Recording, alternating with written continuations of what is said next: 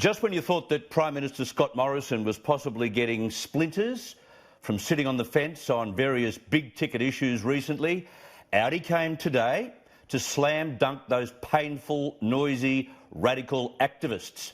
Now, we've copped their filthy mouths and spit, literally, all week as they hounded a mining conference and attendees in Melbourne.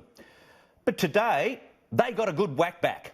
And don't we love that? In a speech to the Queensland Resources Council, Scott Morrison also tore into Australian businesses who, he said, indulgently refused to provide services like banking or insurance to the coal sector. There are new threats to the future of the resources sector that have emerged. A new breed of radical activism is on the march. Apocalyptic in tone, brooks no compromise, all or nothing, alternative views not permitted. He has nailed this because the loud and crass voices from violent climate activists have frightened the tripe out of company directors right around the country, not just this week. Now, some might be concerned about coal investments, fair enough, but it'll be decades before renewables can ever compete to supply secure power, baseload power in this country.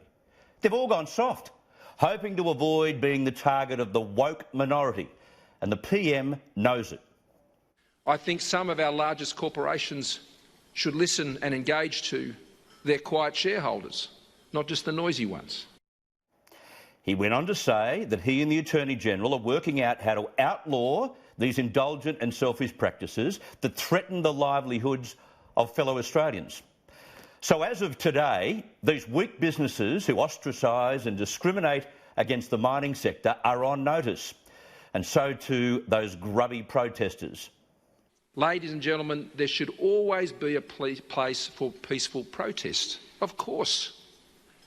It's one of our democratic principles. But in Queensland and elsewhere, one variant of this new absolutist activism, anarchism even, is testing the limits of the right to protest. Spot on. Here's an idea. Start charging activists the cost of these huge police operations. Work out who's organising this stuff. And I would have thought that wouldn't be too hard. You could use social media threads and send them the bill. If they don't pay up, show them the inside of a jail cell, like most defaulters face when they don't pay their fines. The spitting, the attack on police horses, the crass language in the faces of attendees, and the violence cannot be tolerated. He is dead right. And it's not about what side of the climate debate they're on. It's not even about free speech. It's about their inability to make a point without carrying on like foul animals.